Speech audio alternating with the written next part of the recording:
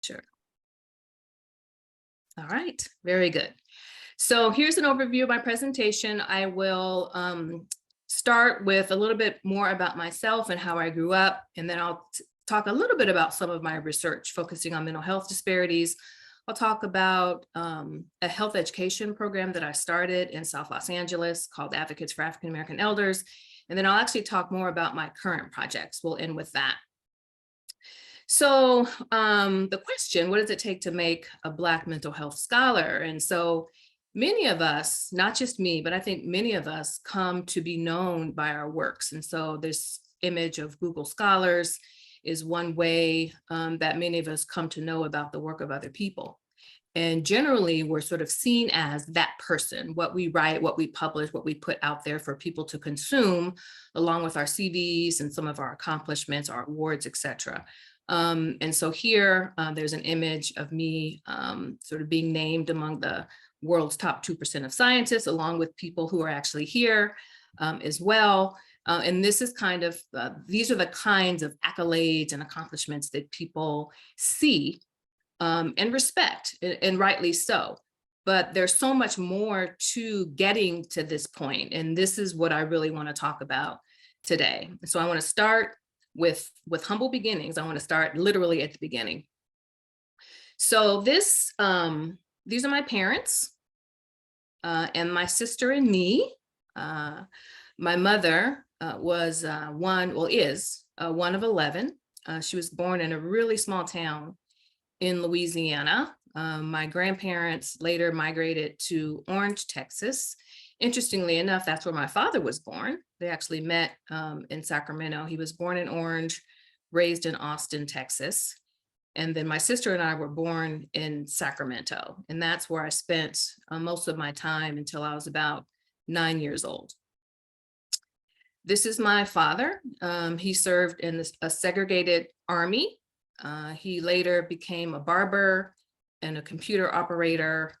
And I was a daddy's girl. He wanted a boy, but he got me instead. So I followed him around everywhere he went. I mowed the lawn with him. I climbed trees. I hung out with him when he played dominoes with my uncles. And everywhere he went, I went, to the extent that I would literally, as a child, sleep under his feet when he worked the midnight shift as a computer operator. So I was very close to my dad. He passed away in 2011. He had lots of vascular problems, diabetes, hypertension, congestive heart failure, end-stage renal failure. But when he was vibrant and young and healthy, he was the life of the party and a good father. My parents divorced when I was 9 years old. And from that time on, I lived primarily with my mom. And so this is my dad when he was, right before he passed, he was in a long-term care facility, or a SNF, actually, a skilled nursing facility. And then that's my sister. When we're older, he had a number, like I said, of health complications. He actually was diagnosed with diabetes in his 40s. He had his leg amputated shortly after that. It pretty much ended his career as a barber. And so because of his health issues, and it's actually before his health issues, but definitely during his health crises, I became very much aware, not so much about chronic health conditions among older African Americans, but the preventable measures that we can take and strategies that we can take so that we don't have to have such a horrible death like the one that my father had. And his life, his death, actually encouraged me to engage in some public scholarship because of where he died and how he died. And so I talked about what his death taught me, particularly about long-term care. He was in a skilled nursing facility. It wasn't the best quality. But that's where many African Americans end up for a variety of reasons, because of cost, because of where these facilities are located in our neighborhoods. And many of us want to remain in our neighborhoods. And so I wrote an op-ed about long-term care and preparing for that, and being very much aware of, when you're younger, sort of thinking about, that point when you're older, and where do you want to live? How do you want to live? And to really think about it as early as possible. The other op-ed that I published, so that one was in the Wall Street Journal. The one that I published in the New York Times was around how many African Americans are sort of living and dying in nursing homes. And the number has increased over time. And it has a lot to do with our options or lack thereof. And so, of course, Medi-Cal, where I am in California, Medicare and Medicaid pay for long-term care, mostly in nursing homes, but not so much in the other types of desirable places that many of us would rather live in when we're older. So this is Crescent Park. So we moved to Crescent Park when I was in elementary school, and it's an affordable housing community in Richmond, California. It doesn't look like this now. We did not have solar panels, but I lived here with my mom from the time I was 6th grade through high school. And it's an interesting community. It was actually developed through this EAH Housing. It's one of the largest nonprofit housing development and management organizations in the Western United States. And their philosophy is that everyone deserves a home, right? And so it is subsidized housing. And so it is designed for low-income families. And so I lived here with my mom and with my sister for a time until she moved and actually lived with another family.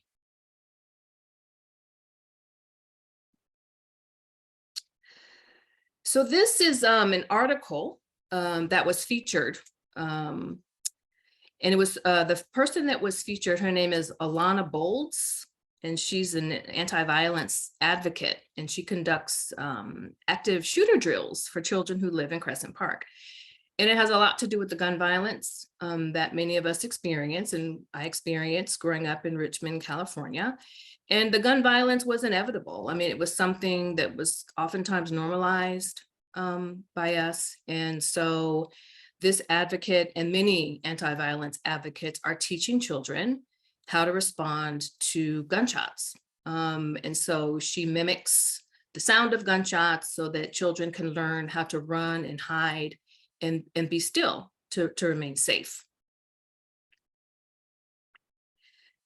So we didn't have a middle school or a high school in our neighborhood, and so we were bused. And so on the left, the top panel is what my high school looked like, El Cerrito High School. And on the bottom is what it looks like now. It looks much better, but the top is where I went to school. And I dropped out of high school actually when I was in the 10th grade. And I did not go to school for a year. I was pretty much sort of on the street and meandering around. And so I actually missed an entire year of high school. And then when I returned a year later, my high school counselor, Miss Burkhalter, she was very upset with me because for all accounts, I was a really good student, straight A student. I never got into trouble. And she was very upset that I had left school.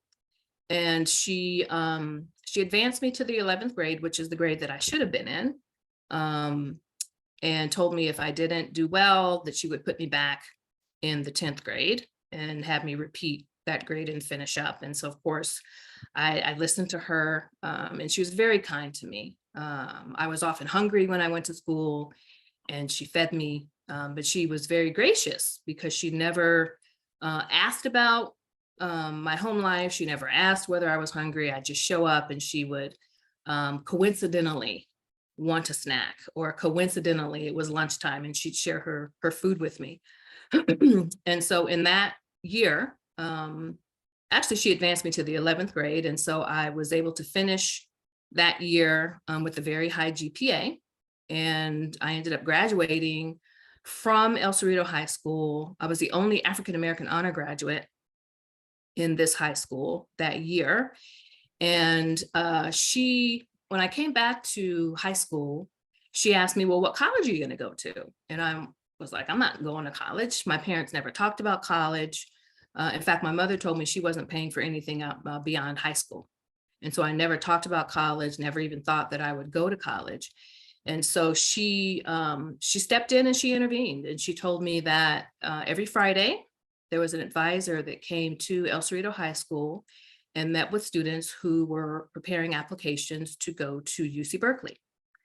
And so she said, every Friday you're going to meet and you're going to catch up, because they'd already met and they'd already started filling out the application. You're going to go and fill out the application and you're going to apply to UC Berkeley. And of course, at the time, I hadn't taken SATs. I didn't even know what SATs were. So she was just shocked and horrified, of course.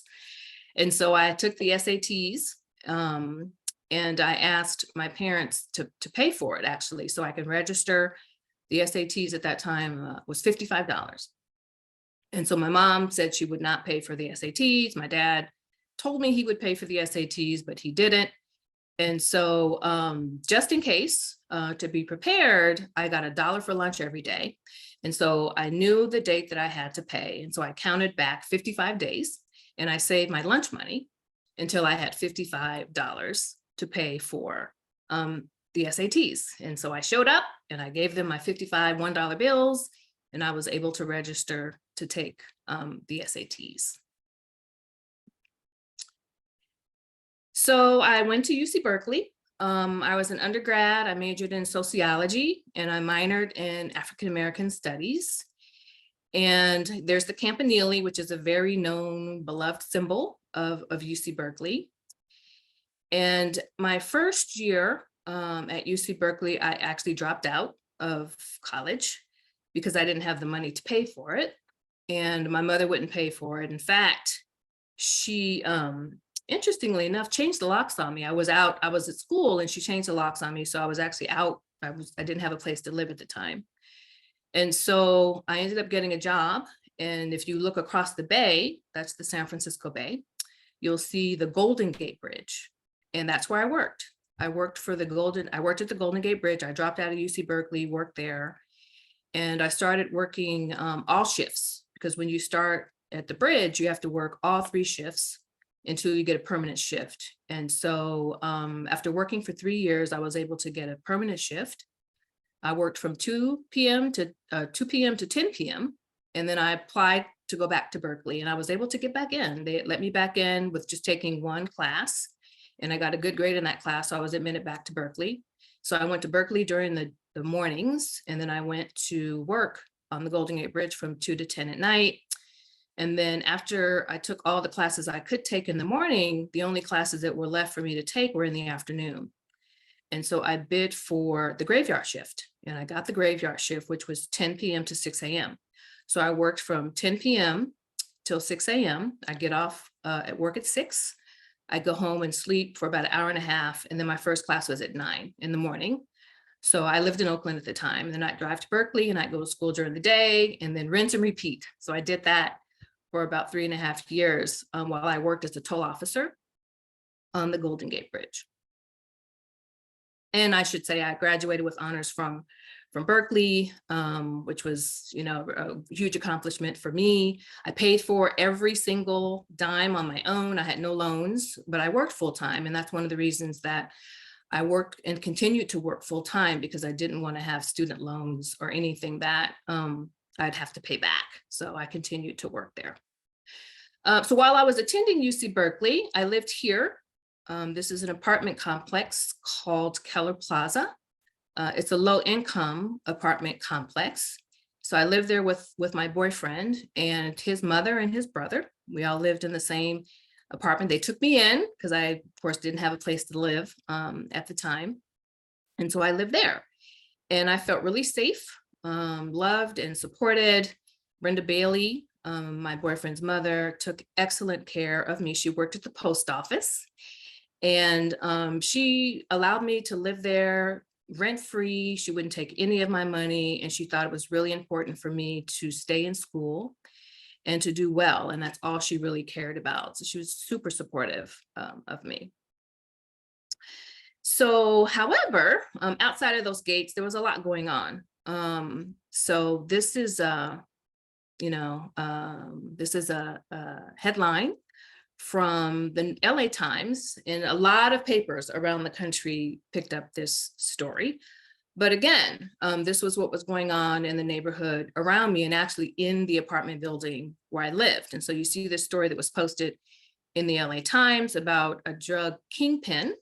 His name was Rudolph Henderson. We called him Rudy.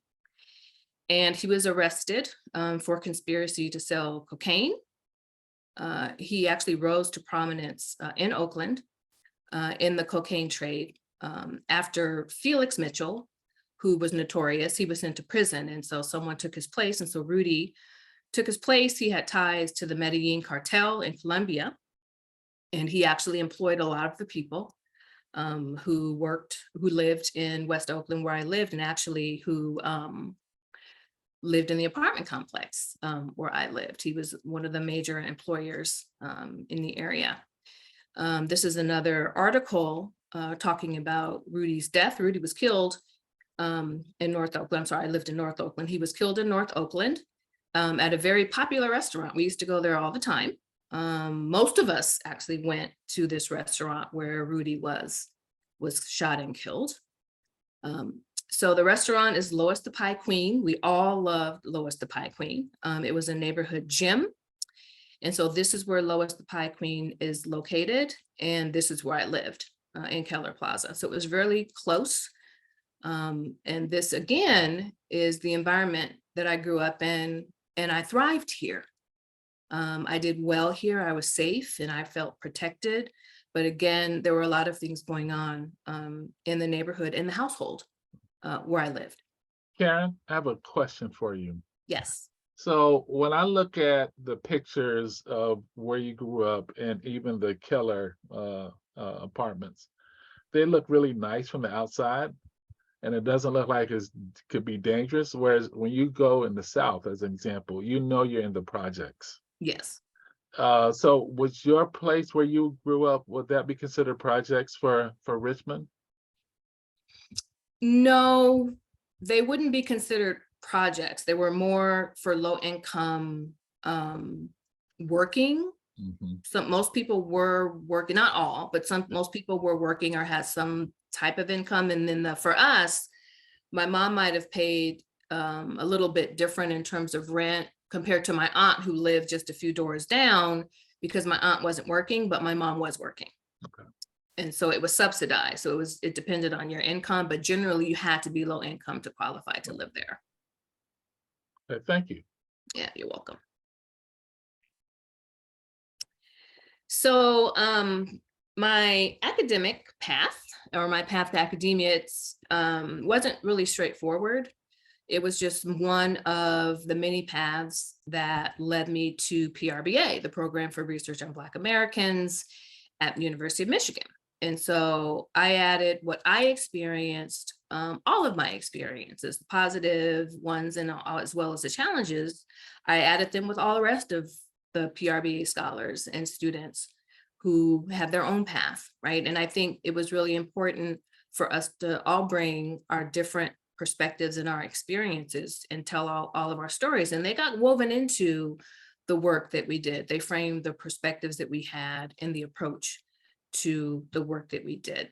And so I'm very proud of my background and how I grew up and how I was able to use all of those experiences to frame the problems and how I ask questions and how I approach problems. And being at PRBA, I think we all came together and we added all of our lived experiences, and it was very interdisciplinary, not just by field or discipline, but how we lived our lives. I mean, Robert, I can just talk about, he's going to talk more about civil rights, but being from Nashville, I didn't grow up in the segregated South like Robert, right? But again, bringing those experiences and having them in the same place was a very powerful way of telling the story of Black Americans and really highlighting the heterogeneity within the Black American population. So of course, as many of you know, this is Dr. James Jackson. He is a world-renowned scholar who transformed the way that we think about and study Black Americans. Thomas Parham wrote about James in a piece published in Science and said that, quote, his study of Black communities contributed a host of insights into family composition, education, health status and outcomes, aging, violence in the community, religious and spirituality practices, help giving and help seeking behaviors, law enforcement and policing, and experiences with racism. He reframed the discourse on people of African descent, giving Black people a voice on Black mental health. So among many of James's accomplishments was his founding of the Program for Research on Black Americans in 1976. I had the tremendous blessing of being trained at PRBA for the 7 years that I spent as a student at University of Michigan. It was in a very recent conversation that I had with the Vice Chancellor at UC Irvine, who since left. He's now working for at the President's Office at the University of California.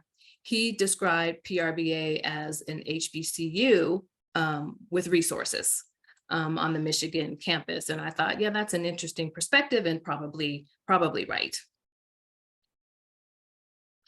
So now I'm going to change gears and talk a little bit about my contributions to the field of mental health disparities. I hope that this will demonstrate my contributions to health disparities, as well as why I ask the questions that I do and how I ask the questions that I do. I think because I was trained to examine questions using an interdisciplinary lens.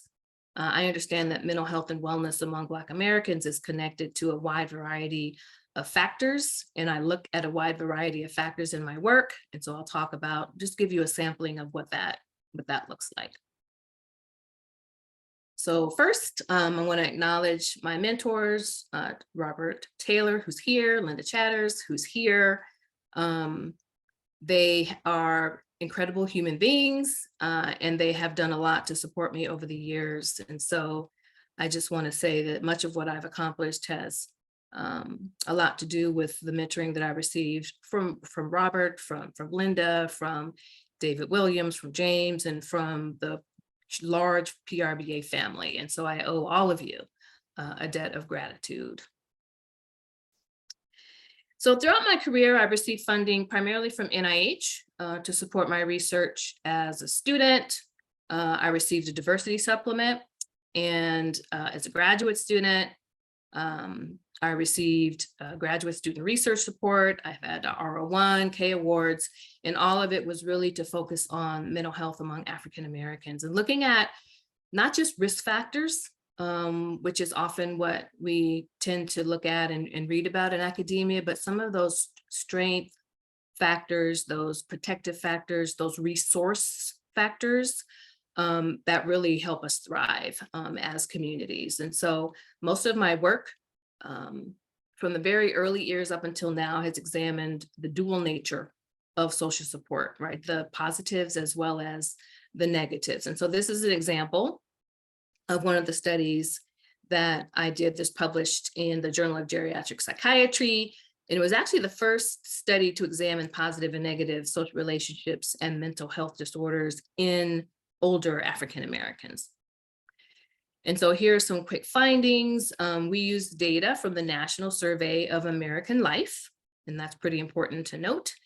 And so what you'll see here is that emotional support had no effect on, or no relationship to mood disorders, anxiety disorders, or the number of mood and anxiety disorders, but negative interaction did, right? So if older African Americans are reporting having negative interaction with their family members, they are more likely to report mood disorders, anxiety disorders, and more mood and anxiety disorders. So negative interaction, if you separate the positive and the negatives of social relationships, we find repeatedly, systematically, that negative interactions with your members of your social network have very potent impacts on your mental health, even when they're infrequent, right? They completely wipe out, unfortunately, oftentimes the positive effects of sort of more positive emotional support.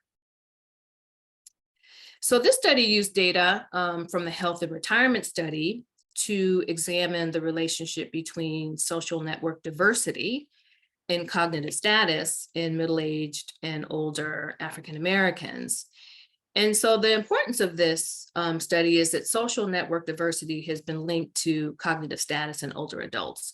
And it's often operationalized by the proportion or the distribution of social roles represented in one social network. So if you have mostly friends in your network, if you have mostly family in your network, or some combination of those roles, the diversity is really defined by the proportion of people in a particular role in your network. And unfortunately, pretty much based on the work and our approach at PRBA and the work that we do with African Americans, it doesn't really allow us to look at all of the heterogeneity in our social network when you're really primarily focusing on who has sort of the most weight in a particular network. And so I wanted to do with this study is to really look at the heterogeneity in our social networks, because I think for most people, but particularly for African Americans, there's a lot of variety, right? And there's fictive kin and people who may not be related to you by blood who serve different types of roles. And we count on people for different types of reasons. And I think if you sort of focus just on family or just on friends,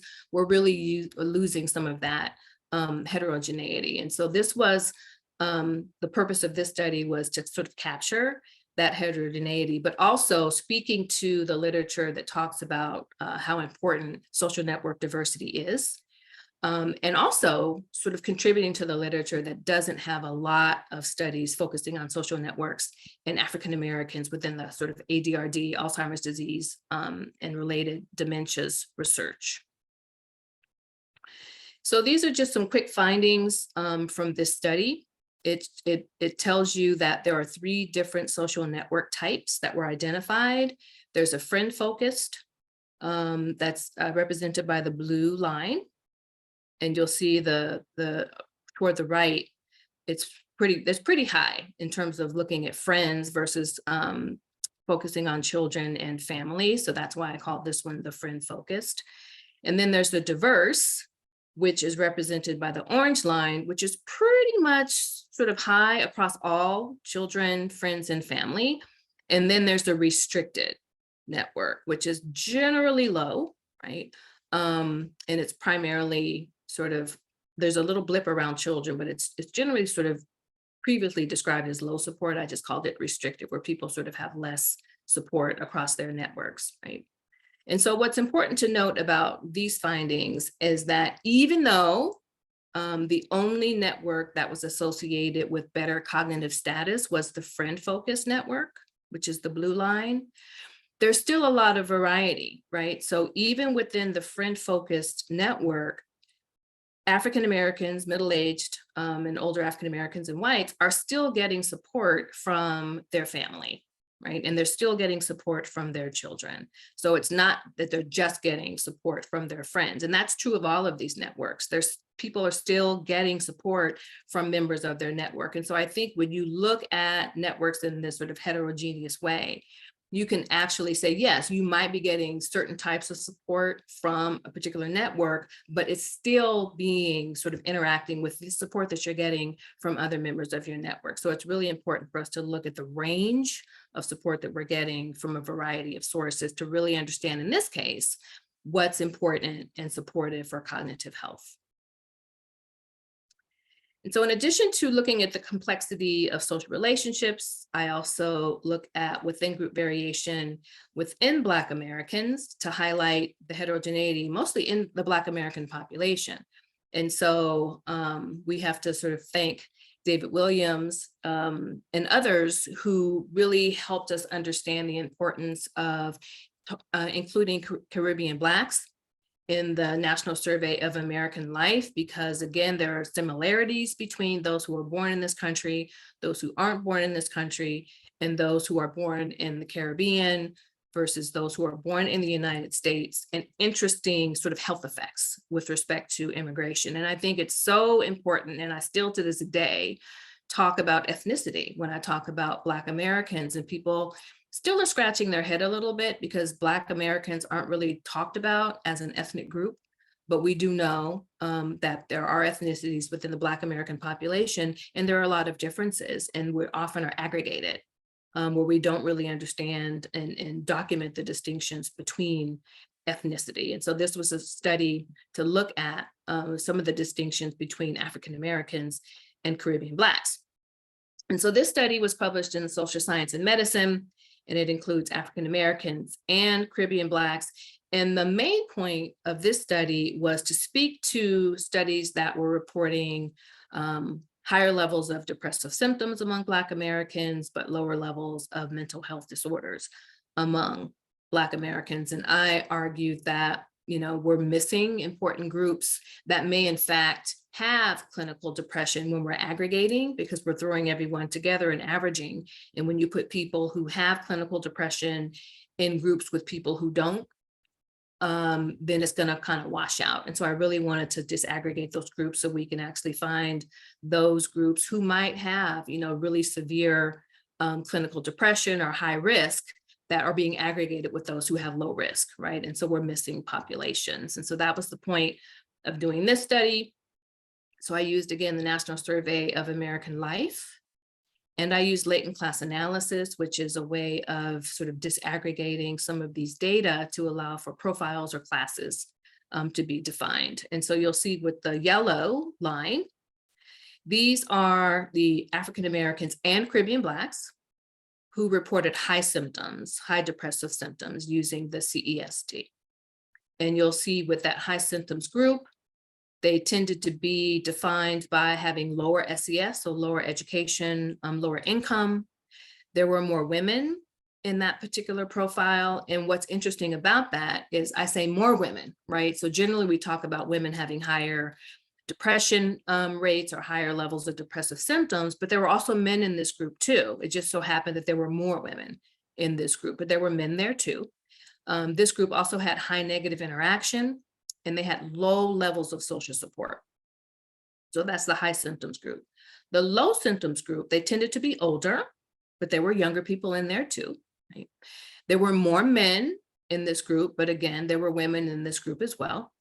They tended to have low levels of negative interaction, but they also had high discrimination. And that was really interesting to me because the low symptoms group tended to have higher SES. And generally, when we talk about discrimination, we oftentimes associate it with higher levels of depressive symptoms, or it's a higher risk for depressive symptoms. And it just so happened with this low symptoms group, they tended to have high discrimination. And so I wanted to explore that a little bit more to try to understand some of the nuances. And so I did a different analysis to see how each of these profiles were endorsing the individual items on discrimination. So it wasn't just the discrimination score, it was actually looking at each of the individual items on the discrimination scale to see how each of these groups were endorsing it. So you could see with those white dots, that's the low symptoms group.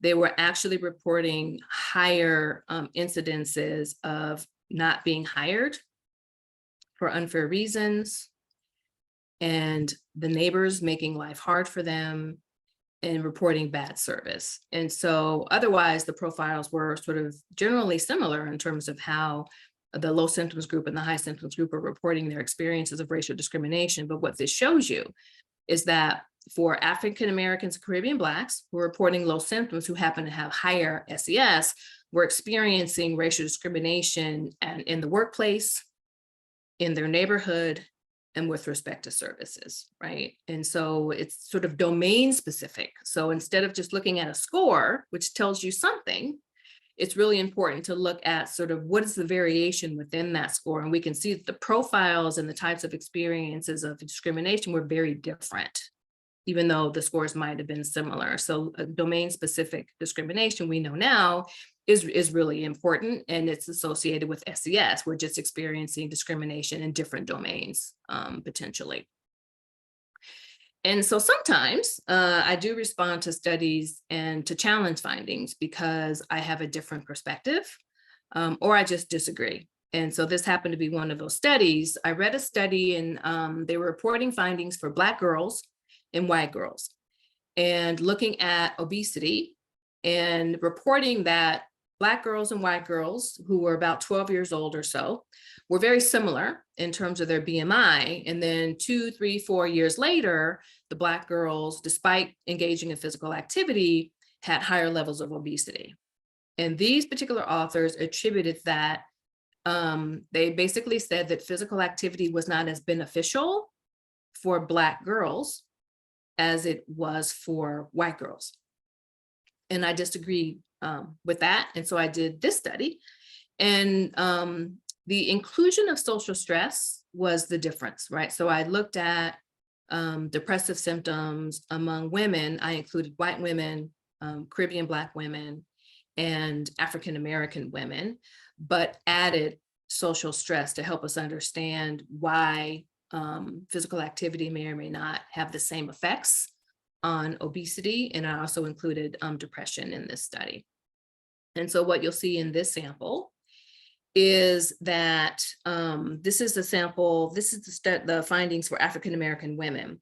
So we didn't find findings for Caribbean Black women or white women, but we did find that for African American women, physical activity did make a difference. So if you look at the blue line, it indicates African American women who reported low stress, low chronic stress, right? And so physical activity by the flat line didn't really have much of an impact with respect to their BMI. But for Black women who reported high stress, it did, and that's the orange line, right? So you can see for African American women who reported high levels of stress, if they engaged in physical activity, it actually had an effect on their BMI and lowered. They had lower BMI. So in the case of, so stress was the difference, right? And this is a true buffering effect of physical activity, that for those who reported low levels of stress, apparently physical activity didn't have as much of an effect compared to those Black women, African American women who reported higher levels of stress. This is a very similar pattern, but looking at depressive symptoms. And so again, the blue line are African American women who reported low stress. Physical activity didn't really change their depressive symptoms, but it did have an effect for African American women who were reporting higher levels of stress. Engaging in physical activity tended to lower their, or was associated with lower levels of depressive symptoms. And so as we know, sleep is associated with just a range of outcomes, in particular mental health and health. In the pandemic, we were sort of talking more about sleep, the lack thereof, and how important it is for cognitive status and a range of functioning. And so this was a study that I did looking at sleep. The difference between sort of the general studies and studies that I'd seen in the past and this one is that, one, I wanted to focus on Caribbean Blacks, because a lot of the research that we have about sleep in African Americans not only just lumps Black people together, but it talks about how African Americans have the worst sleep quality in the United States. On average, that's true, but of course there's going to be variation there. So we have that literature, but I wanted to focus on Caribbean Blacks to see if, in fact, we can talk a little bit more about ethnicity with respect to sleep quality. And so this study not only focused on Caribbean Blacks, it focused on Caribbean Blacks who were born outside of the United States, who were actually born in the Caribbean and then migrated at some point to the United States. So it's very specific sample. And so in general, I use latent class analysis, and here we found that there were two different sleep types, and they were just good sleepers and poor sleepers. That's pretty much what I named them, using the National Survey of American Life. And so the blue line are poor sleepers. And the thing that's interesting about this type of analysis is you're basically looking at profiles, right? And so if it was just a matter of having a higher score and a lower score, then those lines would sort of have similar patterns. One would just be on top of the other, right? But that's not what we're talking about. We're talking about very different profiles. It's not just being higher or being lower. There's a lot of variation here. And so what you see here is the profile of Black Caribbeans who were born outside of the United States, who migrated to the United States, and the different sleep profiles. And so for poor sleepers, the blue line, you can see the items that were measured. We looked at restless sleep, sleep satisfaction, trouble falling asleep, whether people took medication to sleep, sleep paralysis in the hours of sleep, and whether people felt like they had enough sleep, right? And so obviously with the blue line, you tend to have sort of lower scores or lower endorsement of sort of, being satisfied with your sleep.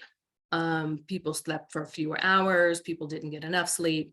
And then the good sleepers were pretty much scoring lower on the things like taking medication and trouble falling asleep, and scoring higher on being more satisfied with their sleep and getting enough sleep.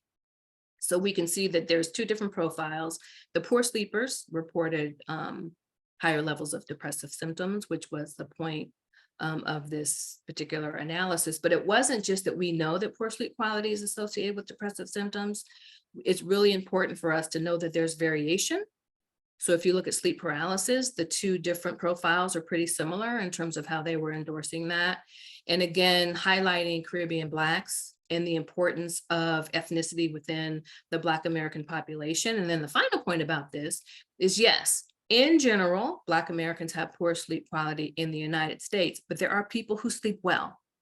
And they're identified here by this orange line, right? And so we miss that if we're sort of lumping people together and pretty much saying that Black people don't sleep well. In fact, some of us actually do.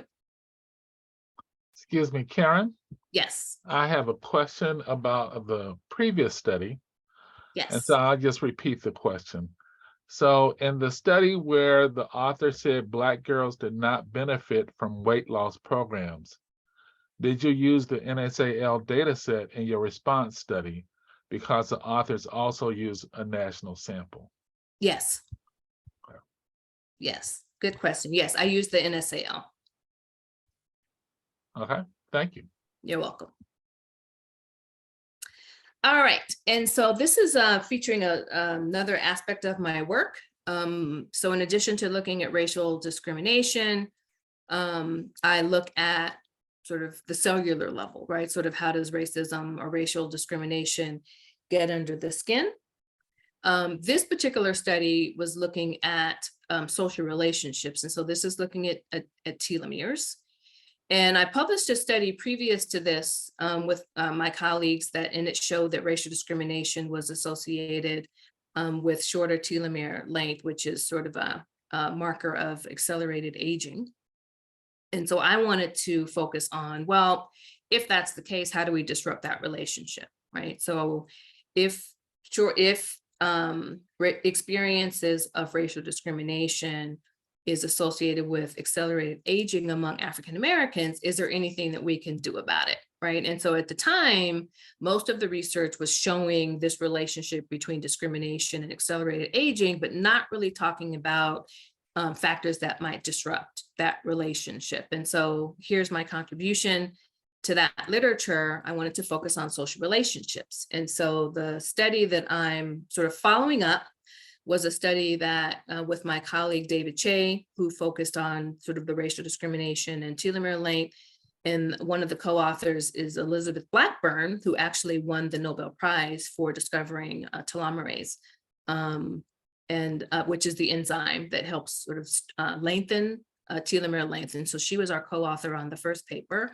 And then I wanted to sort of follow up that paper with focusing on what might disrupt that relationship to sort of slow down that aging process with something that some of us have access to, and that's social relationships. So this is just a quick finding. I won't spend a whole lot of time on it, but in general, we would expect that social relationships would be associated with longer telomere lengths, which is what we want, right? So we want long telomere lengths because as we age, our telomeres get shorter, just by nature.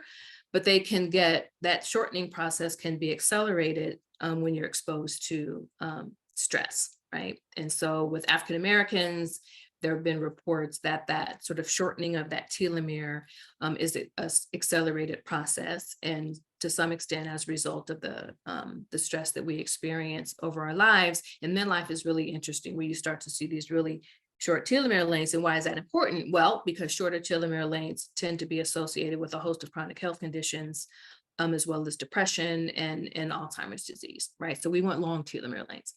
And so what this study showed is that with social support wasn't really associated with longer telomere lengths. That's what you would expect, right? It's really sort of this interesting relationship between a balance between your negative interaction and a balance between your positive interactions with your family.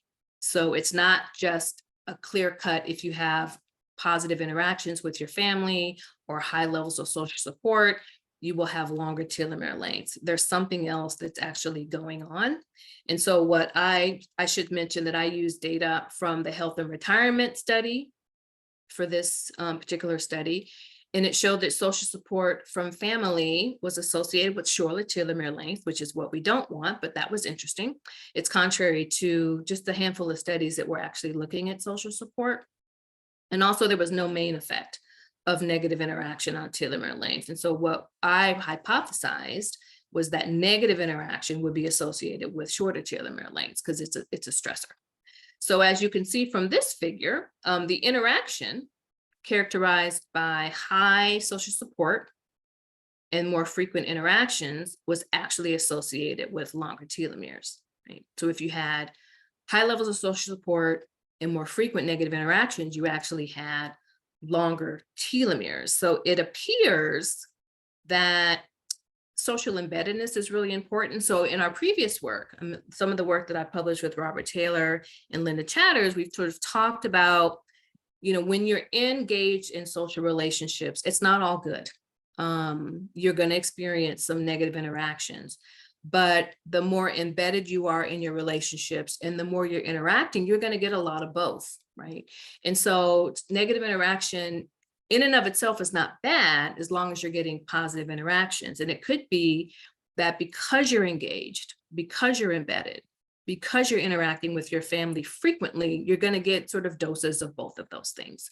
And so it could be that this particular finding is really a reflection of how embedded people are in their networks, that they're getting negative interactions, they're also getting positive interactions, and as a result, their telomere lengths are longer, which is what we want, right? So we can only speculate. At this point, it's cross-sectional data, so we're not sure exactly which direction it's going, but in terms of how do we explain that, that's one potential explanation. And so figure 2 is a little bit more straightforward, right? So this graph shows negative interaction, right? And so what it's showing you is that for both Blacks and whites who are in this study, that negative interaction is related to shorter telomere lengths. And so this is pretty much what we expected. What you'll see with the blue line, it's a little bit steeper than the red line. So, and it is significant. So what it's suggesting is that what we know is that African Americans have this accelerated aging process. And so it's possible that this negative interaction, even though it's sort of bad for both groups, Blacks and whites, that it might have a more significant effect on African Americans, sort of accelerate that aging process a little bit faster than for whites. But what this graph is showing you is that negative interactions for African Americans tend to be a little bit more potent in terms of its negative effect on telomere length compared to whites. And so as a follow-up to this study, I wanted to understand the relationship between race, health, and psychosocial factors, as well as telomere length. So in addition to trying to understand findings from my previous study, I also wanted to explore this very interesting phenomenon that's sort of has gone kind of unexamined, right? So that's when, because we use a lot of cross-sectional studies, particularly with telomere length, we have studies that actually show that there's a relationship between acute chronic stress and telomere length. So generally, as it's reported, is chronic stress is bad. So people who experience a lot of, even during childhood, adverse chronic or adverse experiences, stressful experiences as a child, and then stressful experiences, throughout adulthood, we tend to see shorter telomeres. But there are studies that show that with acute chronic stress, we actually see longer telomere lengths, right? And that is generally unexplained. Like, how could acute chronic stress lead to longer telomere lengths when it's sort of counterintuitive? We would expect shorter telomere lengths. And so I thought that was interesting. It kind of muddies up the findings, right? When you have this, this literature that's sort of counterintuitive. And so I wanted to do this study because I was thinking that maybe they do have longer telomere lengths. Maybe we're talking about two different populations. Maybe we're talking about different profiles of people, where people have longer telomere lengths as a result of, say, good health or less stress, or acute chronic stress. It could be both, right? But one would have a sort of more sort of healthier profile. The other would have a less healthy profile. So I did this study with Ann Nguyen, who is at Case Western and who was trained by Robert and Linda at PRBA. So we worked on this study together. And so I just want to point out a couple of things in this slide. And the first is that African Americans were more likely to be assigned to the psychosocial risk profile, which you could see by the green line. So there's fairly high levels of negative interaction, discrimination, and low levels of social support, but relatively few chronic health problems and longer telomeres, right? And this is really important because oftentimes when you have studies that report high levels of discrimination, of stress, et cetera, we tend to have shorter telomeres. But we actually see here that the telomeres for this particular population are primarily defined by their psychosocial stress, not their health problems, which is actually pretty interesting. And then the second thing I wanted to point out is that there are two risk profiles that are characterized by shorter telomeres, right? One of the profiles is primarily driven by chronic health conditions. That's the blue line. And then the other is driven by psychosocial stressors. That's the red line, right? And so again, I was thinking that with these sort of counterintuitive or disparate findings about longer telomeres, with one group sort of experiencing acute stressors and the other group sort of being healthy, that we might in fact be talking about two different profiles. And so in this study, I think this is kind of answering or getting at that question, that even though there are two profiles here with similar telomere lengths, they look very different. One has a generally healthier looking profile and one has a profile that maybe is not so healthy. So that's one of the really important innovations of using these types of analysis, because it sort of allows you to see a lot of variation in the data. And what this is telling us that not only is there heterogeneity within African American populations, there's also a lot of heterogeneity within telomere lengths. And so we need to account for that. And so, as we know, this is interesting and important for where I am now, being in the Department of Environmental Health and Occupational Health, where many of my colleagues are looking at neighborhoods and climate change and climate justice. This is a study that we did looking at neighborhood characteristics and inflammation. I should note that Ann Nguyen is the first author on this paper, and Harry Taylor is another author on this paper, and then some of Ann Nguyen's students are on this paper as well, former students. And so what we were looking at is whether Black older adults who are living in neighborhoods, predominantly African-American neighborhoods potentially, whether they have higher or lower inflammation, and if whether where people live, sort of the characteristics of their neighborhood can help us understand inflammation in this particular population, and if hopelessness and pessimism would be interactions. So what we found in this study is that there was no direct association between neighborhood physical disadvantage and social cohesion with inflammation measured by CRP. However, there were indirect relationships for both hopelessness and pessimism. So hopelessness and pessimism mediated the association between neighborhood physical disadvantage and inflammation. So if you look at figure 1 on the left, you'll see that greater neighborhood physical disadvantage was associated with more inflammation among older Black residents who reported high levels of hopelessness. And then on the right, in figure 2, you'll see a similar pattern. So for African Americans who reported higher levels of pessimism, they tended to have more inflammation. And so this is interesting in that the physical nature of your neighborhood is static, right? How you feel about your neighborhood is not. And sort of these psychological variables are really important, that how you perceive your neighborhood, obviously, it's not just associated with your mental health.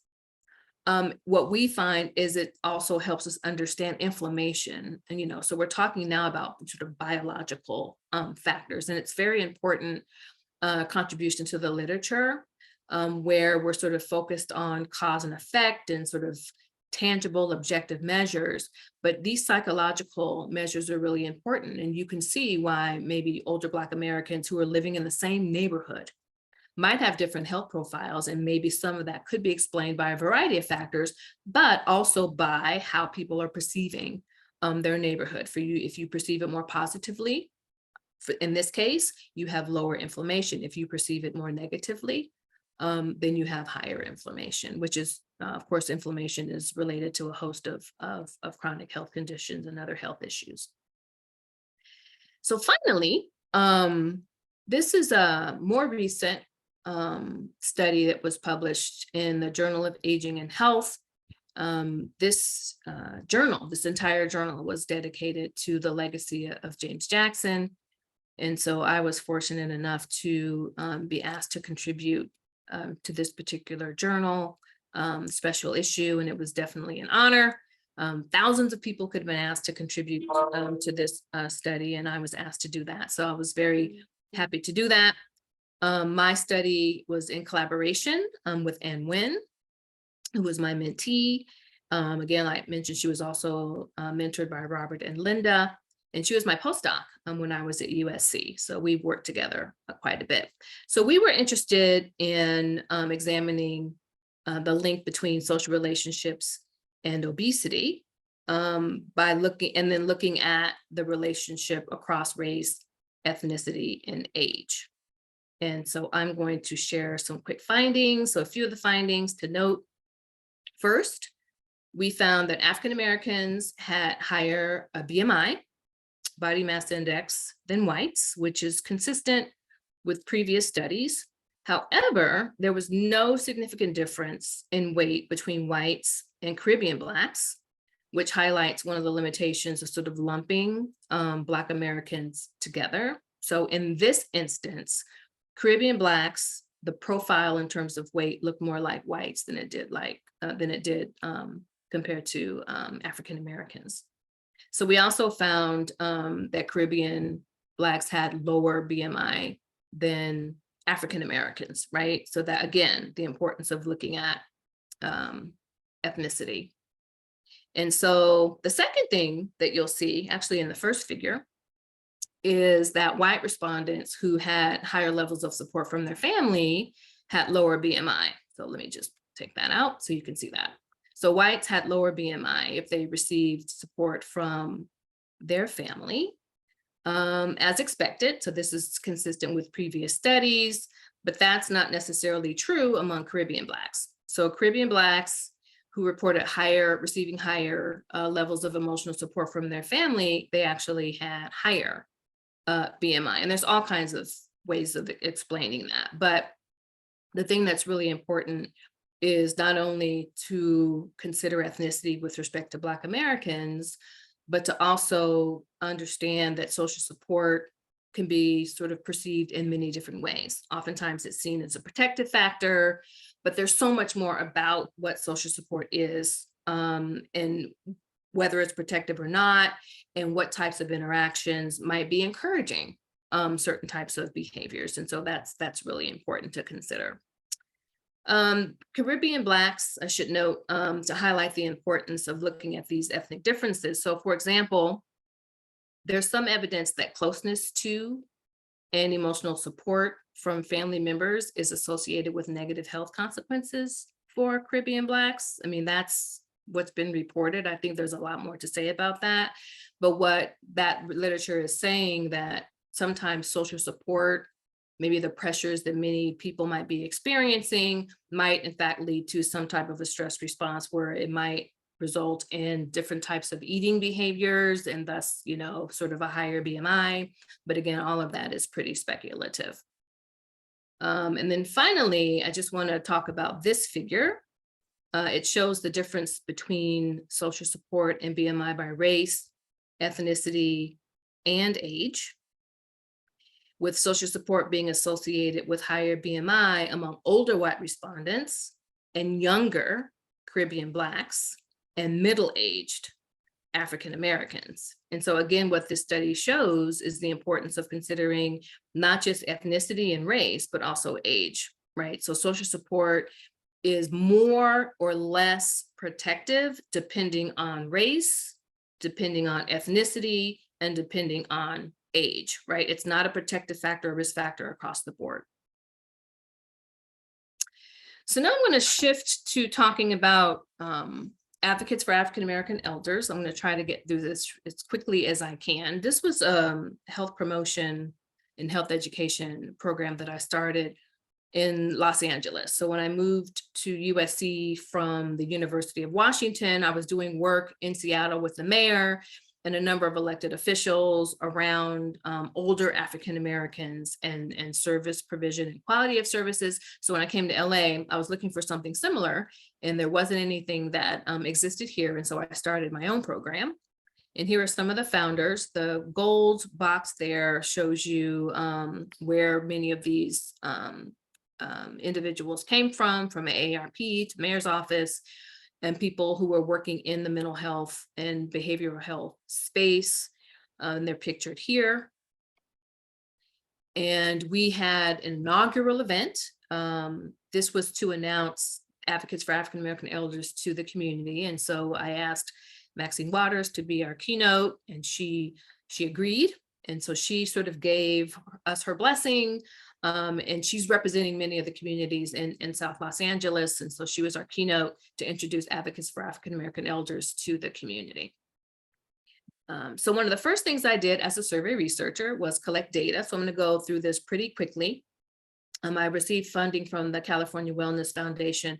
And how it works in LA County is really interesting. So services for seniors in neighborhoods is primarily determined by those who provide the services. So they don't necessarily ask older adults who are receiving services what their preferences are, what their satisfaction, or the types of services that they want in senior centers, for example. It's usually determined by those who are providing the services. And so I wanted to ask people, well, what do you like? What do you like about the services in your neighborhood? Are you aware of them? Are you knowledgeable about them? Do you use them, etc.? And so I did this survey. I used the racial dot map.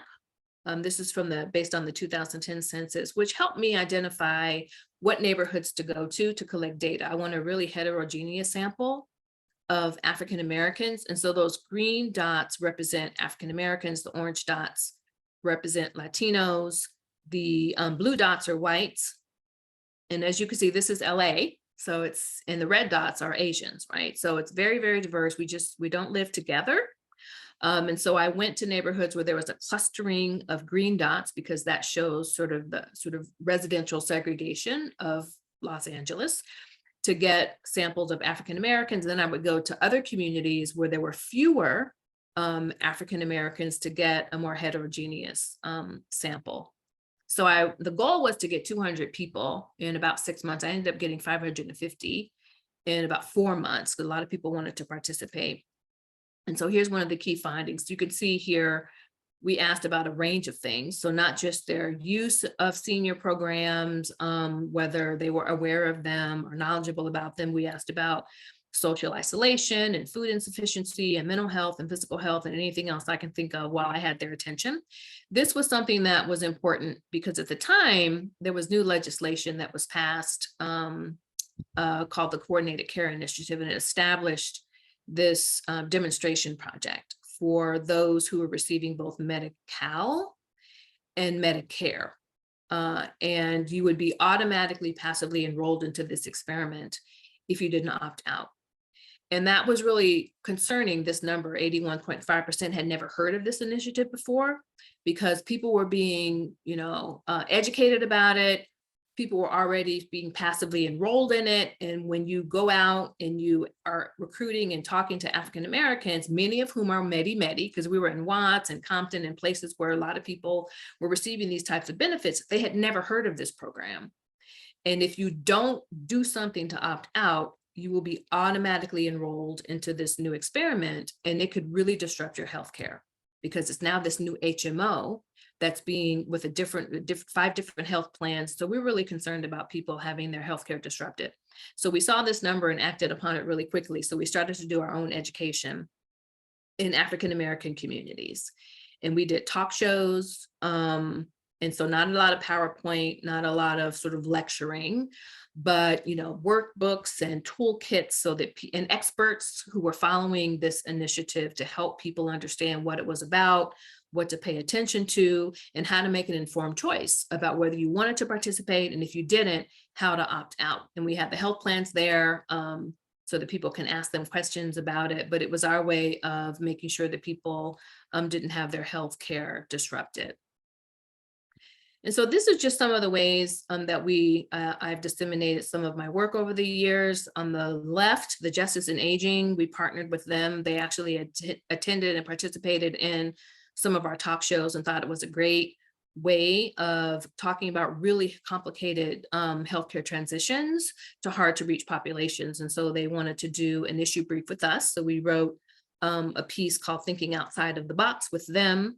The one in the middle is the survey that I conducted, our community survey. And then the one on the right came from the data that I collected from the community survey. I really wanted to highlight the community programs in the neighborhood.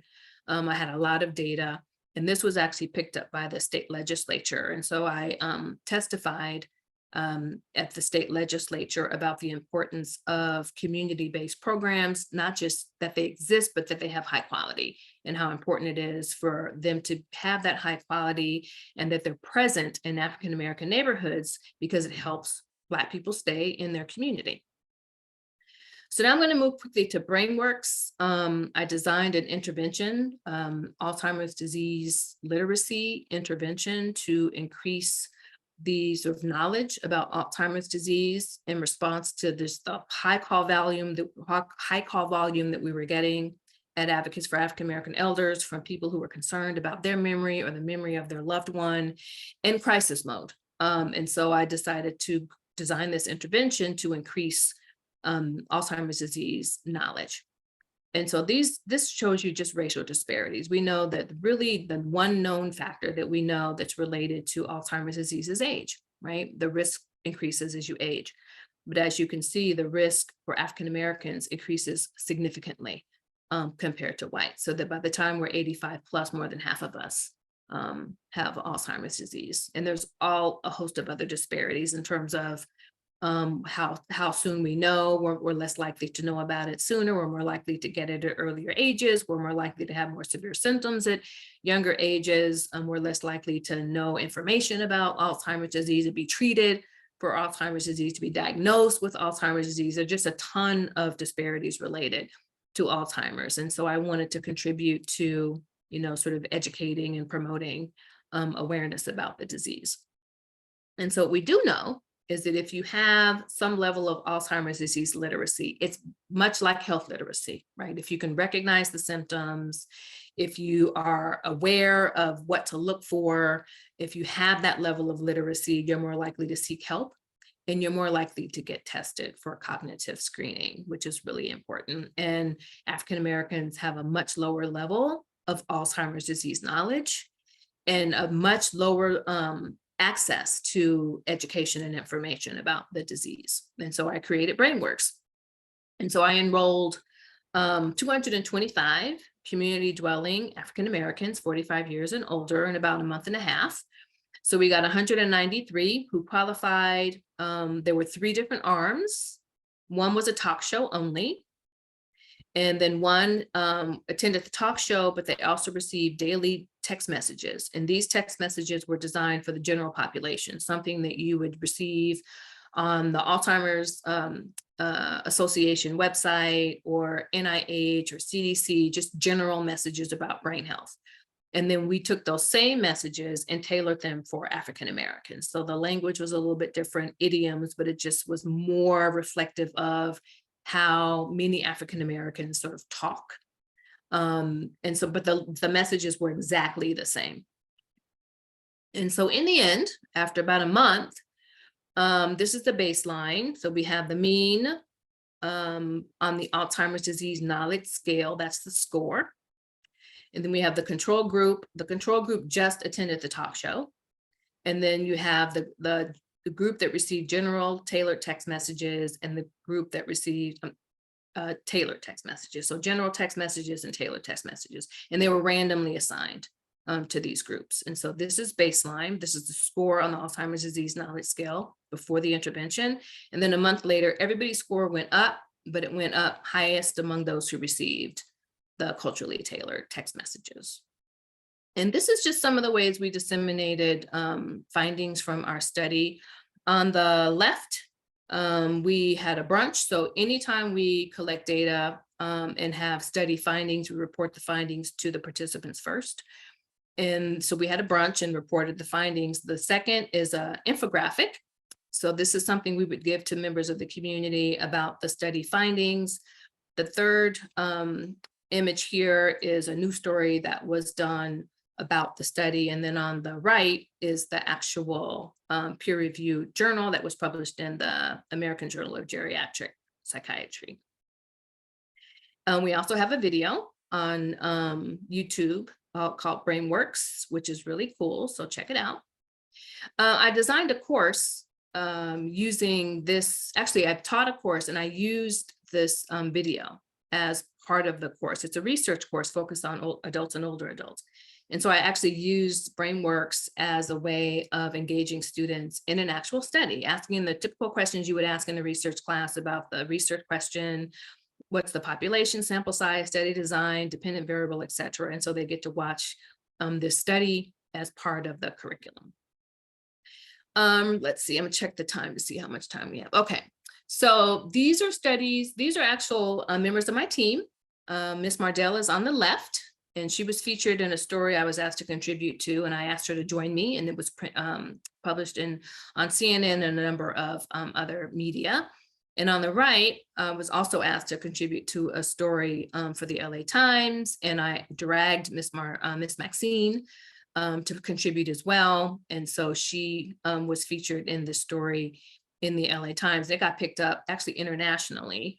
And so when I'm working with, these are members of my Advocates for African American Elders team. So they don't just do research with me. I've trained them all to do research, qualitative research, quantitative research, biological research. They collect blood, they collect hair. They're doing brain imaging right now. And they were retired before I came along, but now they're working really, really hard to help conduct studies in our community-based participatory research. Just a couple of things that I've been involved in. I was appointed by the Governor Gavin Newsom to help create the master plan for aging. The top picture is me testifying at the state legislature. And then on the right, I was appointed to be a member of the Family Caregivers Task Force. And these are some op-eds that I've written in various news outlets. So I'm a public scholar as well, which I think is really important to get some of the work out there to the community. So really quickly, current studies. And so these domains kind of represent the various areas that I focus on in my work. And this, again, is sort of a reflection of my interdisciplinary training as a survey researcher, and now being a community-based researcher, looking at the context, right? From cellular aging, looking at the biological aspects, all the way to, looking at the chronic health conditions, Alzheimer's disease and related dementias is the ADRD, and all the stuff in the middle. I talk about my work within the context of my new position, looking at environment and health, right? I look at the stuff in the middle. How does the environment affect health, right? And I think these are some of the ways that the environment helps us understand, health and health variation. So this is a poster. We do a lot of recruiting when we provide education. So this is a poster we did a brain health awareness day. So we talk about nutrition and exercise. We have people coming from the community, being involved. We have farmers markets because we work in a lot of food deserts. And so we work with farmers markets to provide fruits and vegetables to people for free, for people who come to our brain health awareness days. And we also do recruitment and provide information about our studies. This is the Taste of Soul. We love the Taste of Soul. So this Taste of Soul is actually in Inglewood. It is the largest gathering of its kind in the entire county. And it's a lot of African Americans. And so we come and we have our booth and we provide information about the studies that we're doing, but mostly we're talking about brain health. And this is some of our material that we provide when we go to these community events. This is one of our research assistants. He's very eager. He's an engineering student and he loves working with us in the community. This is all of the folks at the Taste of Soul. There's actually video, but I'm going to keep moving on. This is my program manager, my trusted program manager since 2011, who is amazing at helping us provide information and recruitment in the community. And this was a study that was written about one of the studies that I'm going to talk about now, focusing on sleep and cognitive impairment. And so just by way of background, I talked about this a little bit before, but African Americans overall have poor sleep quality in the United States. So sleep for fewer hours, the quality overall is poorer, a higher prevalence of sleep apnea. And I should note that not only is sleep apnea prevalent in African Americans, that it's more likely to be diagnosed or not diagnosed, and African American men are more likely to die from sleep apnea than any other racial or gender group in the United States. So this is what we're looking at. We're looking at the perivascular space. What is that? It's the brain clearance system. And so you can see from this diagram, starting from the left, number 1, that I'll summarize this. We have brain cells, and they perform this sort of self-eating mechanism in our brain. They basically, it cleans itself, right? And it happens optimally when you're sleeping. So all that protein, all that damage in your brain is actually cleaned in this brain clearance system, right? And through spinal fluid, right? That's sort of all the fluid that's in your brain. It sort of washes out of your brain, and it cleans out all of the protein that can sort of lead to these plaques and tangles and p-tau and beta amyloid that are related to dementia and Alzheimer's disease. And this whole brain clearance system works, again, optimally when you're sleeping. So if you have poor sleep, then the system is going to be altered as a result of that. And so one of the things that we're doing with this study is we're trying to see if, in fact, African Americans who generally have poor sleep quality and generally have a higher risk for Alzheimer's disease, if in fact we can show that they're related through this brain clearance system. So we're collecting data, lots of data on sleep. We're also having our participants wear this BioStrap, which is a device that will measure sleep. The participant will wear this for 5 days, and the data are uploaded in the cloud through their phone. We have sound, ambient sound and light meters that we ask participants to have in their room so that we can sort of get a sense of the sleep environment.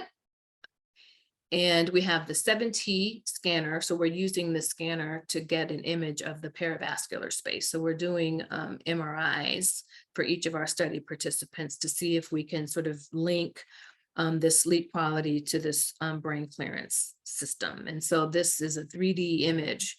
In the 7T scanner, USC had the first one. There are 3 now that are in the United States. And so we're using one of them to do this work. And I'm working with a computational scientist who has a way of not just using this fabulous 7T scanner to get these wonderful images, but they have an enhancement a computational sort of method to enhance the images that we see. So we can really see this beautiful sort of 3D image of the brain to actually see the perivascular space. This is the scanner. This is what it looks like. And we always ask feedback of our participants. Excuse me, Karen, we're just getting Yes. close to the time. Okay, very good. I'm almost done. Thank you, Robert. And so we ask on the other end,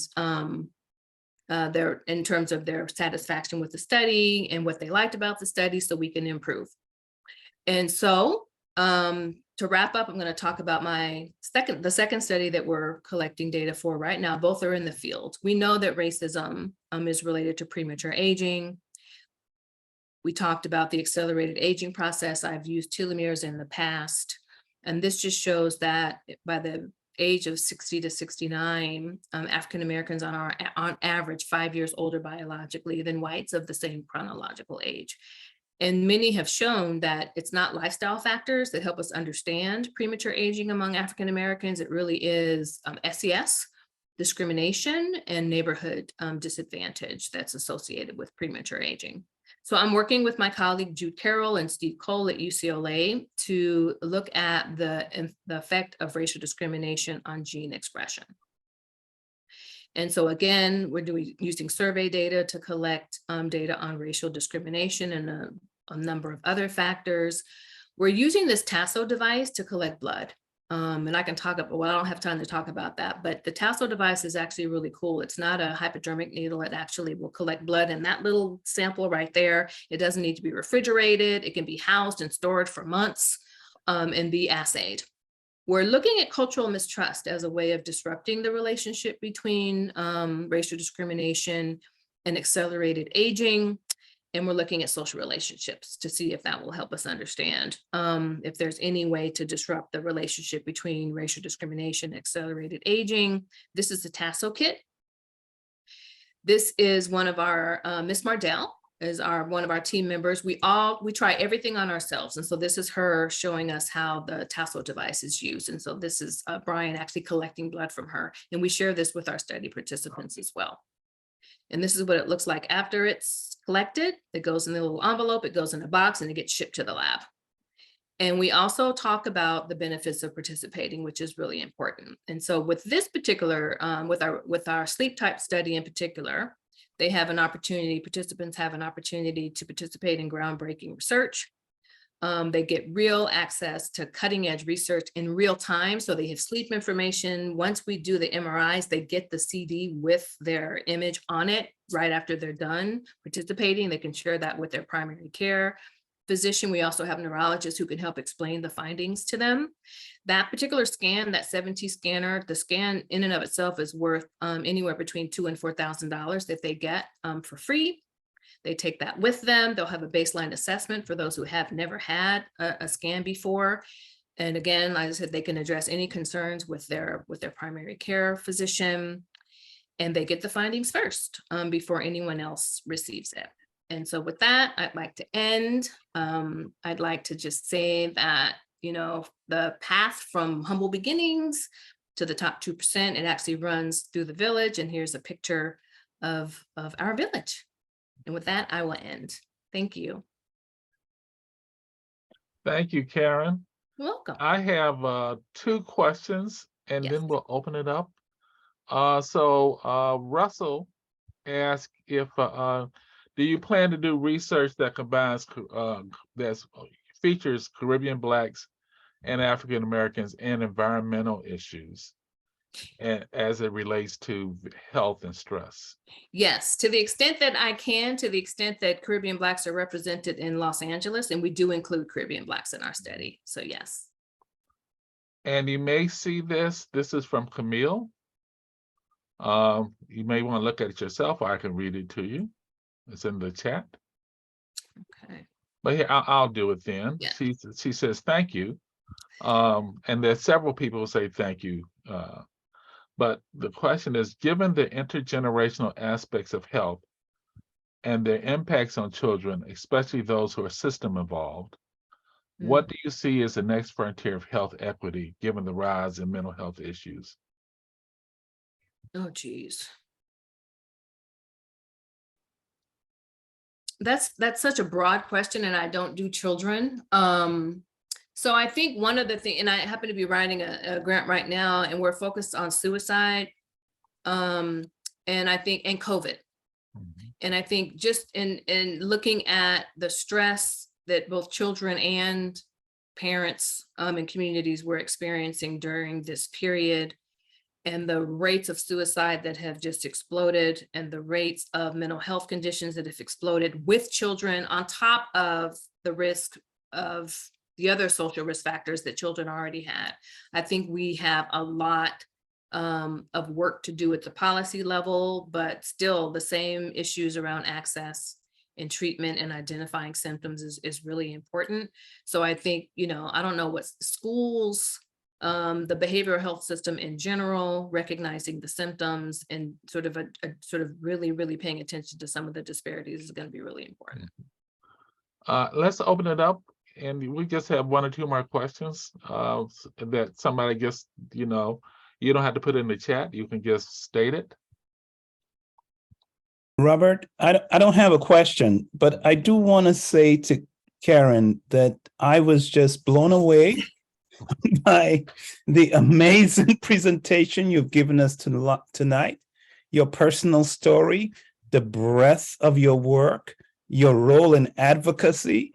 I'm just proud to say I know who you are. This is just amazing. No, really, literally amazing.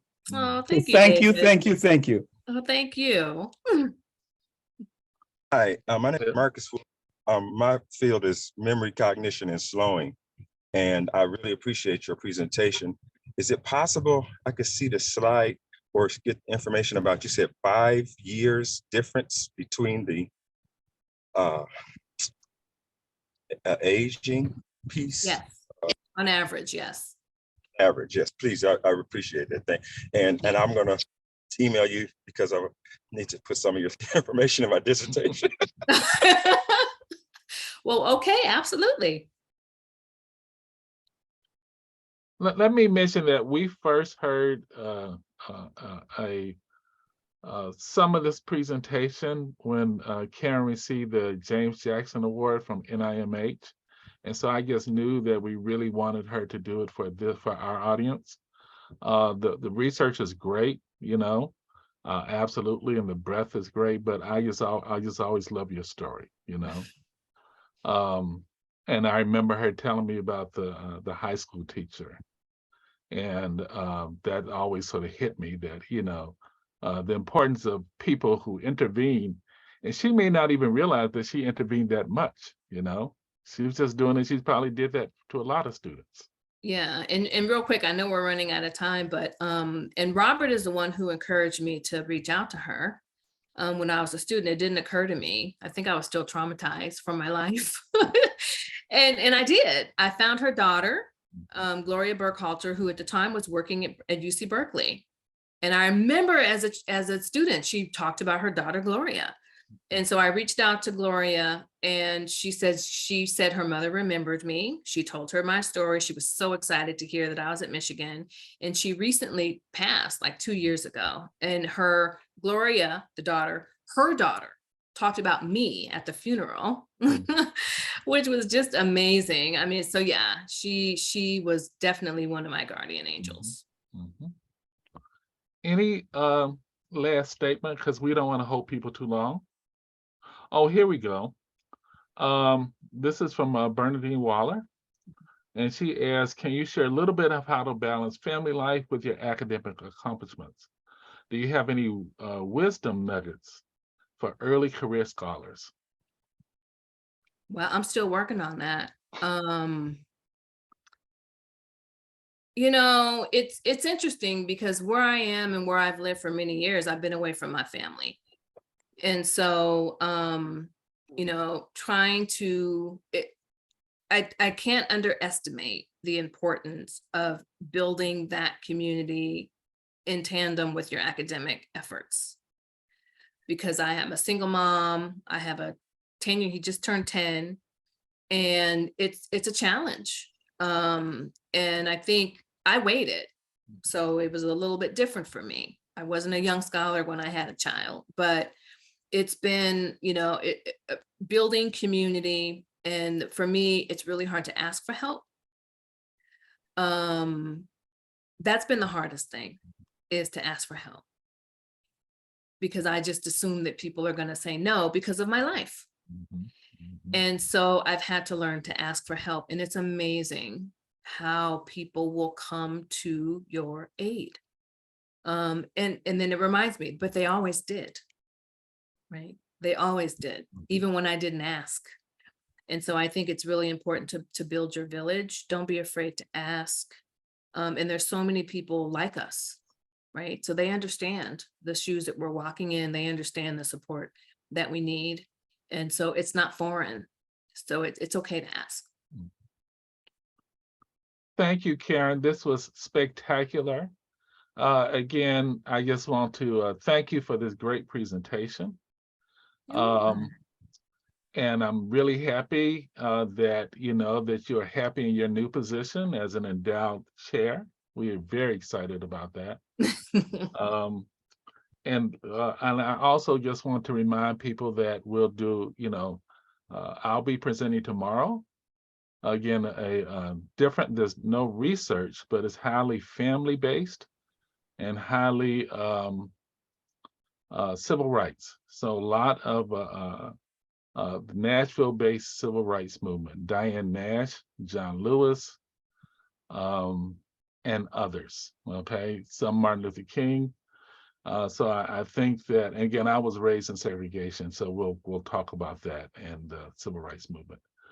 But again, thank you. We'll just give Dr. Lincoln a great hand of applause, and thank you very much. Thank you. Thank you, everybody. I appreciate your time and your kind words. I appreciate it. Thank you. Okay, and again, hopefully we'll see most of you tomorrow. See you tomorrow. Bye. Have a good evening, everyone. Thank you, Karen. That was spectacular. Oh, you're welcome. Yeah, it's really great.